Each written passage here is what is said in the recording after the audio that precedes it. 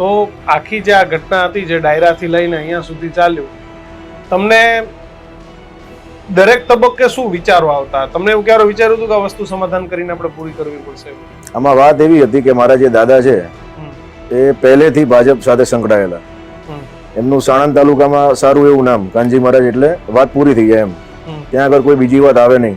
એ ટૂંકમાં 10 વર્ષ બિનહરીફ રહ્યા.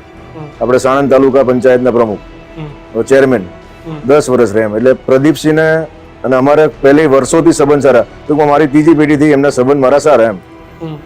એટલે અમારા ટૂંકમાં પરિવાર સાથે સંકળાયેલા. કદાચ પ્રદીપસિંહ વાઘેલા ન હોત તો સમાધાન ન થયું હોત. અમારો વિચાર હતો નહીં, સમજો. અમારે ખૂબ ભલામણો, બહુ આમ સમાજના અગ્રણીની બધાના વાત આવી હતી, પણ અમે એને નકાર્યું હતું કે નહીં, આવું નથી કરવું એમ. તમે ક્યારેય સમાધાનની ફોર્મ્યુલા આપી હતી કે ના, કોઈ દિવસ નહીં, ક્યારેય નહીં. શું દેવાયતભાઈ આવીને તમારી સાથે શું વાત કરી? તમે એવું બધું 2-2.5 કલાક 3 કલાક બેઠા. હા, એટલે એમ કે તમે પહેલી વાર તમે મારી જોડે ખોટું કર્યું આ તે, એટલે પછી બધી ટૂંકમાં વાત પતાઈ એમ.